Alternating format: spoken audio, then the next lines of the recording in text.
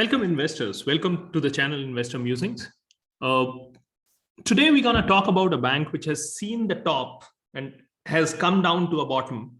And there are a lot of news around this particular bank, and the bank is Yes Bank. And we're going to talk about what future holds for Yes Bank. तो आज हम इसका analysis करेंगे और ये समझने की कोशिश करेंगे कि यस बैंक में एज अ बिजनेस क्या चेंजेस आ रहे हैं over the last few quarters. जो रिजल्ट्स इस बैंक के आए हैं, क्या ये बैंक एक रिकवरी की तरफ है या अभी भी there is a lot of pain in the loan book of this bank. Now, before we start, just a small disclaimer. I'm not a SEBI registered advisor, and all the information provided by me are for educational information purpose only. And if you want to invest in any stock, please take the advice from your financial advisor. Now, moving ahead, let's talk about Yes Bank, what has happened and how we are seeing this particular bank shaping.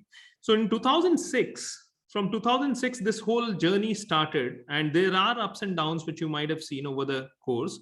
But if you see, there is a tremendous rise which this particular bank has seen till this time, right? And when in January 2018 or in the year 2018 when it started declining. तो अगर आप देखोगे बहुत तेजी से ये bank grow कर रहा था बिटवीन जनवरी 2012 से लेके, अगर आप इसको ट्रेस करें 2018 तक, एक सिग्निफिकेंट इंक्रीज आया शेयर प्राइस में. So this was a rise of this bank. This was a time when the bank was rising, and after that the bank has fallen. And the fall, as we say, the fall is always the steeper than the rise. तो वही हुआ यहाँ पे, और यहाँ पे इस bank का फॉल शुरू हुआ. बट ऐसा क्या हुआ वो हम समझते हैं, एंड और हमें पता भी है कि ओवर द पीरियड बैंक के जो फाउंडर हैं और पूरी लीडरशिप टीम है वो धीरे धीरे चेंज होती गई इस बैंक में. और then initially it was Mr. Rana Kapoor was there, and later on Mr. Avneet Gill came in. उसके बाद Mr. Prashant Kumar has taken over as a CEO. तो अब हम बात करेंगे आज क्या है इस बैंक के पास और किस तरह से ये बिजनेस चेंज हो रहा है. तो अगर आप करंटली मार्केट कैप देखें इस पर्टिकुलर बैंक की, तो इसका मार्केट कैप कुछ 27,810 करोड़ है, और प्राइस टू बुक आज 0.84 है. अगर इन नॉर्मल सिनेरियो कोई और बैंक होता जहां पे हमें दिख रहा होता कि बैंक ठीक ठाक काम कर रहा है, over the period profits grow हो रहे हैं, तो 0.84 का प्राइस टू बुक मिलना बहुत रेयर है किसी अच्छे बैंक को. तो इसीलिए क्योंकि this bank has gone through a lot in last few years, that is the reason that you are getting this at a price to book of 0.84. but इसका मतलब ये नहीं है कि बहुत अच्छा बैंक है या बिजनेस बहुत अच्छा है. हमें ये समझना होगा क्या ये बिजनेस वर्थ है 0.84 टाइम्स ऑफ बुक के. अगर है तो then it's a good investment to make, and if it is not, then obviously no point of making an investment in the business जहां हमें पता है कि बहुत सारा पेन ऑलरेडी है. But again, this is not a financial advice. This is, I'm saying, in a generic purpose, generic way, this is how people end up investing. Now, moving ahead, if you see, let's understand the share holding pattern. आज share holding pattern कैसा है. तो promoters इस company के zero हो चुका है share holding, because initially mister Rana Kapoor was a promoter and miss Madhu Kapoor was a promoter. But अभी ओवर द पीरियड क्या हुआ है लास्ट 1 से 1.5-2 साल में, प्रमोटर ने अपनी होल्डिंग सारी सेल कर दी, जिसकी वजह से प्रमोटर होल्डिंग इस पर्टिकुलर कंपनी में आज जीरो है, जो आप यहां से देख सकते हैं. एफआईआईज रिड्यूस होते चले जा रहे हैं. 39% हुआ करते थे, and it has gone down to 10.45. Obviously, with lot of things which have happened in recent past, this number is meant to go down, and that's what has happened over here. DIIs को अगर आप देखें 22.95 से DIIs increase होके 47.10 हो गए. और इसका एक रीजन ये भी था कि बहुत सारे बैंक्स ने इस बैंक में जब देखा गया कि ये बिजनेस बहुत बुरी तरह क्रैश हो रहा है, उस टाइम पे बहुत सारे बैंक्स ने इस बैंक के अंदर इन्वेस्टमेंट किया, और जिसकी वजह से आप देख रहे हो कि डीआईआई के शेयर बढ़ गया है. और अभी हम बात करेंगे डीआईआई के बारे में on the next slide. Public share holding, as we see, normally it happens, जैसे ही किसी भी बिजनेस का डाउन टर्न शुरू होता है, FIIs are the first ones to exist and DIIs start exiting, public share holding बढ़ती चली जाती है. एंड पब्लिक को obviously when we talk about public share holding और द रिटेल शेयर होल्डर्स, उनको व्यू रहता है कि शायद ये bank, I mean, the price which was 400 वो reduce होके 50 हो गया, तो शायद अब और ज्यादा नीचे ना गिरे और अपसाइड आनी शुरू हो जाए. बल्कि my suggestion would be that rather than focusing on this thing that the price has come down to 50, what you should focus on is this a business जो कि आगे ग्रो करेगा. अगर बिजनेस ही आगे ग्रो नहीं करेगा तो कोई पॉइंट नहीं है, उसको आप चाहे 2 रुपए भी लेंगे तो वो 2 रुपए भी जीरो हो जाएंगे ओवर द पीरियड. सो वो अभी हम देखेंगे. But share holding of a public, as we said, has gone up to a 42.45%. Now, these are on the shareholding side. But at the same time when we look at the DIIs holding closely, because आप देख रहे हो कि यहाँ पे एक different चीज हुई है, जो नॉर्मली FIIs और DIIs के होल्डिंग a similar pattern में reduce और increase होती है, but they that follow the same range. but यहाँ 22.95 से 47.10 हो गई, that means double हो गई nearly DIIs holding. और ऐसा क्यों हुआ? क्योंकि आप देखो state bank of India, LIC, ICICI bank, axis bank, बंधन bank, IDFC, all these banks have taken a stake because एक टाइम ऐसा आ गया था जब Yes Bank was the stock was crashing, the business was crashing, so that's when all these banks invested in Yes Bank, और जिसकी वजह से DIIs holding बहुत बढ़ गई. स्टेट बैंक ऑफ इंडिया का अकेले 30% का होल्डिंग है इस बैंक में. लेकिन अगर आप बाकी DIIs की बात करें जो पहले इन्वेस्टेड हुआ करते थे इस पर्टिकुलर कंपनी में, वो सब धीरे धीरे अपना स्टेक जीरो करके यहां से निकल गए. एट द सेम टाइम अगर आप देखें तो फ्रैंकलिन टेम्पल्टन और UTI along with और HDFC trustee along with its various schemes, तो ये सारे जो DIIs हैं, ये जो म्यूचुअल फंड्स हैं, वो इस पर्टिकुलर स्टॉक से निकल चुके हैं. SBI म्यूचुअल फंड निकल गया, बिरला सन लाइफ, तो जो कि एक बहुत नेगेटिव ट्रेंड है इस पर्टिकुलर स्टॉक में. अगर हम आगे जाएं और हम देखें further, we talk about the FY20 and FY21, क्या चेंज हो रहा है. Let's understand the business now. ये समझने की कोशिश करते हैं कि लास्ट ईयर से इस साल में जब रिजल्ट आए तो क्या चेंज हुआ. तो अगर आप टोटल नेट इनकम देखोगे तो टोटल नेट इनकम इस पर्टिकुलर बैंक की 10,247 करोड़ होती थी, जो इंक्रीज होकर 10,769 करोड़. मतलब नेट इनकम में तो इंक्रीज आया है. कैपिटल एडिक्वेसी रेशियो भी 8.5% से 17.5 है, जो एक बहुत अच्छा साइन है. दैट मींस कैपिटल एडिक्वेसी है इस पर्टिकुलर बैंक में, जो एक बहुत बड़ा चैलेंज बन गया था इन 2019-20 के टाइम्स में.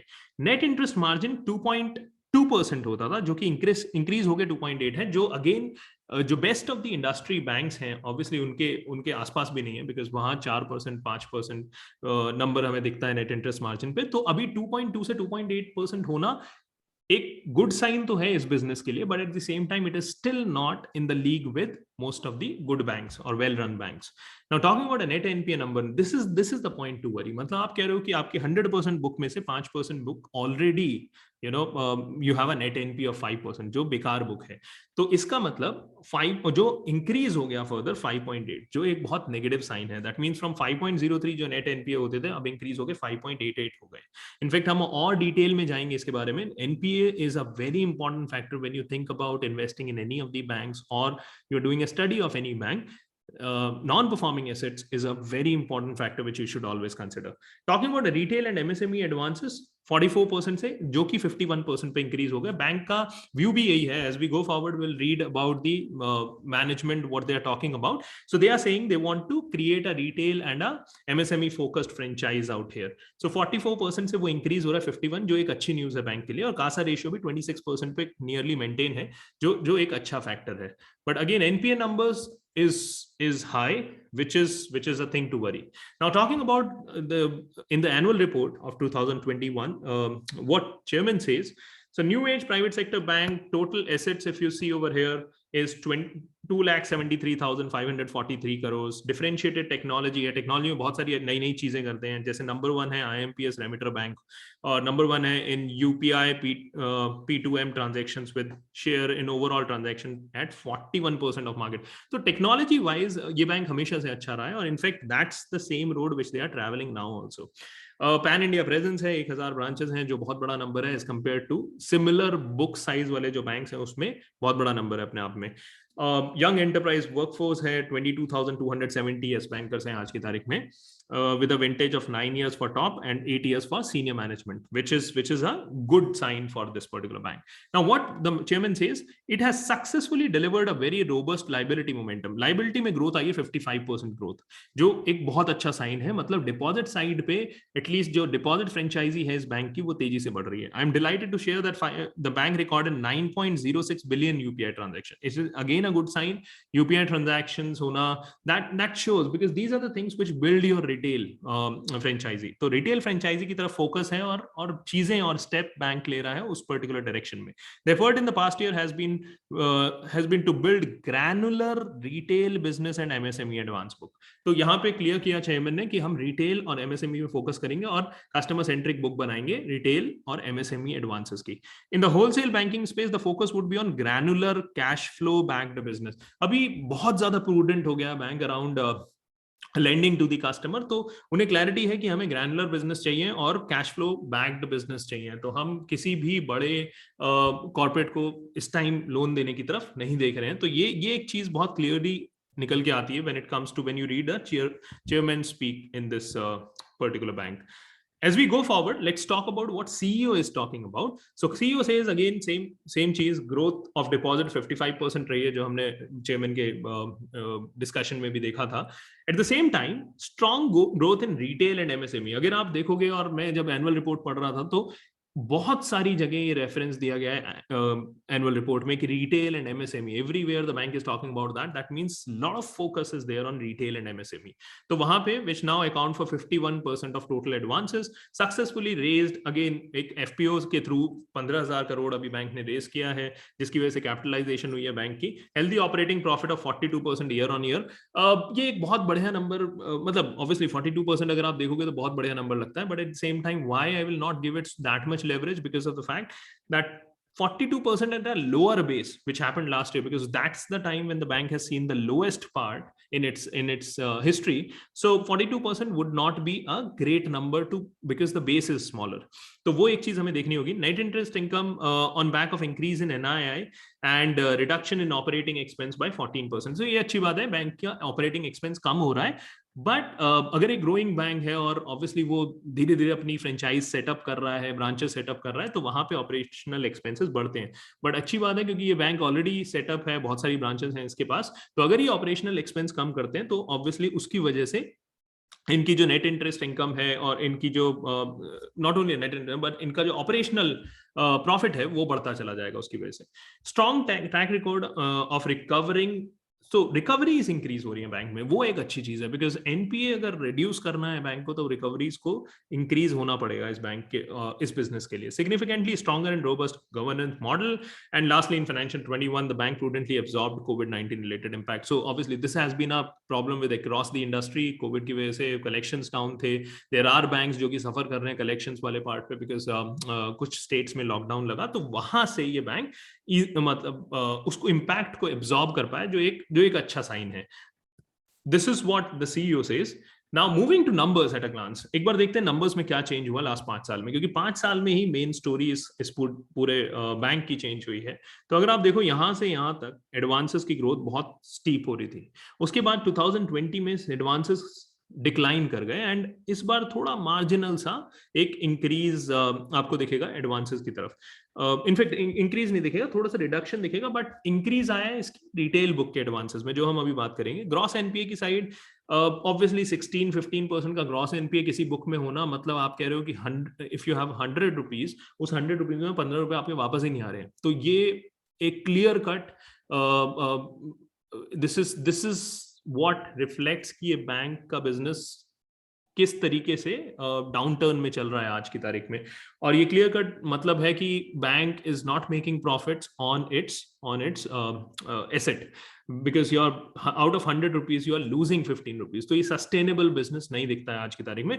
बट बिकॉज सीईओ जो बैंक के हैं वो कह रहे हैं कि हम कलेक्शंस बढ़ाएंगे और इंप्रूव करेंगे एज वी गो फॉरवर्ड, और थोड़ा बहुत इंपैक्ट इसमें कहीं ना कहीं कोविड का भी आया होगा, तो उसकी वजह से ये एक नंबर होगा जो हमें बहुत क्लोजली ट्रैक करना पड़ेगा as we go forward. If the bank is able to reduce the NPA numbers drastically, then it is a good business in itself and it is going towards a good business. Problem यहाँ ये है कि retail franchise नहीं है, तो granular loans नहीं है, ये सब कॉर्पोरेट लोन्स हैं, जहाँ पे एक भी कॉर्पोरेट अगर लेट्स से डिफॉल्ट कर गया तो आपके पास बहुत बड़ा इंपैक्ट आता है, जिसकी वजह से आप देखोगे कि तेजी से बैंक में एनपीएस बढ़ते चले जाते हैं when it comes to a corporate bank. Now it all depends upon the somewhere economy also. अगर इकोनॉमी अच्छा करती रहेगी और कैपेक्स होता रहेगा और बिजनेसेस परफॉर्म करते रहेंगे, बिजनेसेस को मनी मिलता रहेगा आगे एक्सपैंड करने के लिए, तो चांसेस हैं कि जो एनपीएस हो कॉर्पोरेट्स में वो कम होंगे over the period. So that becomes a important factor. So ये ग्रॉस एनपीए और नेट एनपीए नंबर्स जो है हमें देखने होंगे. आउट ऑफ 15%, 5.8% जो है नेट एनपीए रहा है बैंक का. कैपिटल एडिक्वेसी बैंक ने इंप्रूव किया है, तो ये this is a plus for us. Net interest income again if you see NII कम हुआ तो थोड़ा सा बढ़ा है यहाँ बैंक का, जो और तेजी से बढ़ना चाहिए as we go forward. We are we will see whether the bank is able to increase the net interest income. Non interest income अगर आप देखो तो नियरली सेम रही है, थोड़ा सा डिक्लाइन ही आया है इसमें। तो अभी आज की तारीख में अगर आप इस बैंक को देखें तो नेक्स्ट 5 से 6 क्वार्टर बताएंगे हमें क्या करना चाहिए इस पर्टिकुलर बिजनेस में, या ये बिजनेस इंप्रूव होगा फर्दर या नहीं होगा। अभी तो बहुत सारा पेन दिखता है when we see the books. अगर 100 रुपए में 15 रुपए किसी बैंक के एनपीएस में जा रहे हैं, दैट मीन्स क्लियरली बुक पे बहुत ज्यादा पेन है। So that as of now is a worrying factor for us. Now let's look at what they mention in the investor presentation. So if you see the profits, obviously the bank has come into a profit and there is a 207 crore का profit किया है Q1 में bank ने.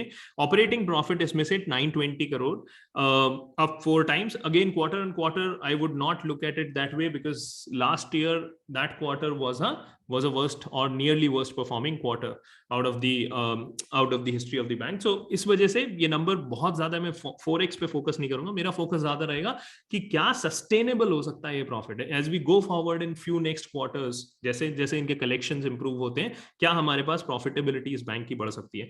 Asset quality अगर आप देखो तो gross NPA again हमने बात कर लिया 15.6% है, जो एक बहुत बहुत इंपॉर्टेंट एस्पेक्ट है जो हमें क्लोजली वॉच करना चाहिए.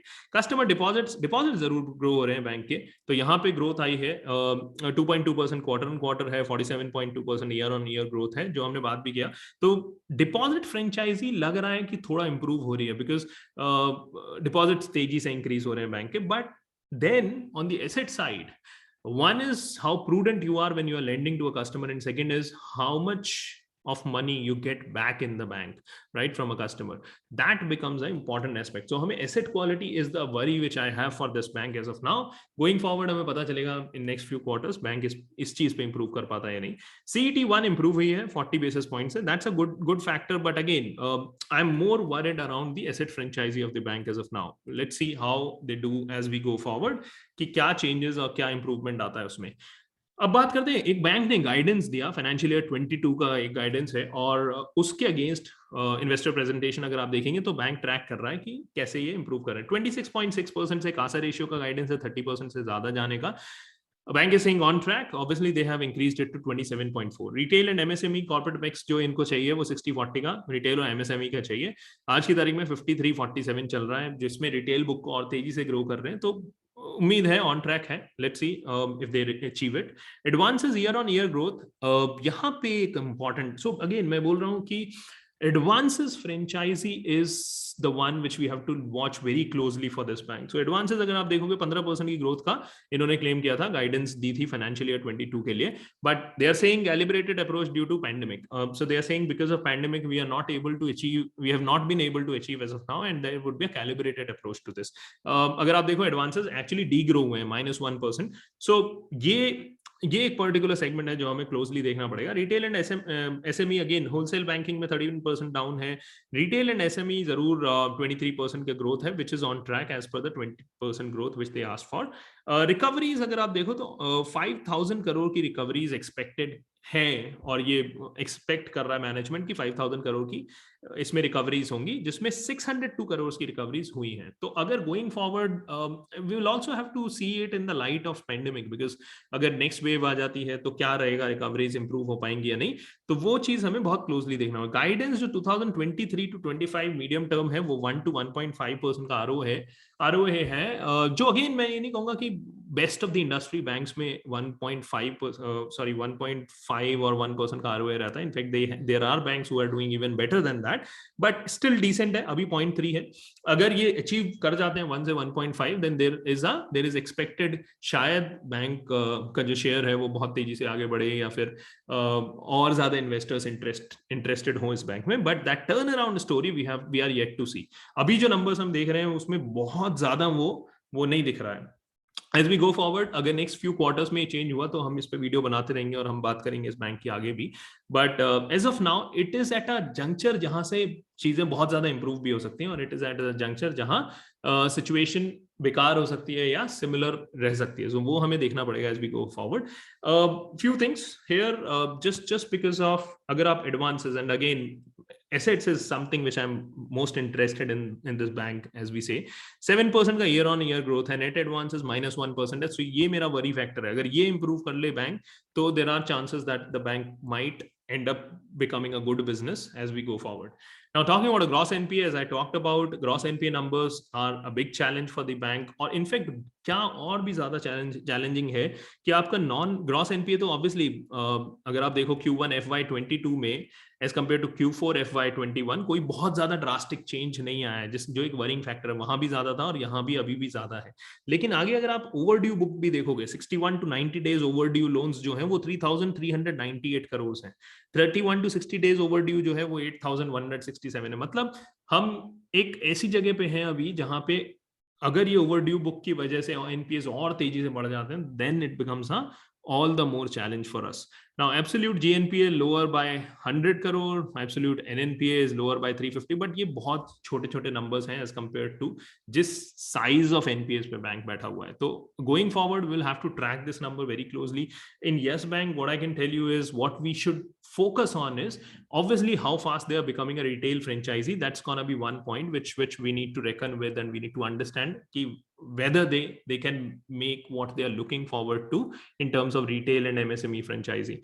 Now, the second thing is, which is all the more important, is the asset book. We will have to closely follow their asset book, closely follow their NPAs, closely see how the recoveries are happening in this bank, because something which will matter the most if you are looking at how this bank will perform as we go forward. So that one thing which matters the most is the asset book of the bank. Deposit side bank थोड़ा comfortable हो गया है, काफी comfortable हो गया है in fact अपने lows के टाइम से. But asset side अगर business grow नहीं हुआ और अगर पैसा टाइम पे वापस नहीं आने लगा तो आप एक bleeding franchisee बन जाएंगे, जो obviously the bank would not want. And since the new CEO has joined, and over the period what the kind of efforts he is making, he also understands this pain. In fact, most of his interviews and when we see his when I read these annual reports and all, we are seeing that he's talking about it, but let's see how much can be executed, because that's the key out here. Retail franchisee अगर आप देखो तो यहाँ तेजी से grow हो रही है, 31% की ग्रोथ है, बट देन बेस भी छोटा है, तो आप एग्जैक्टली नहीं कह सकते कि बहुत अपने आप में बहुत तेज है. बट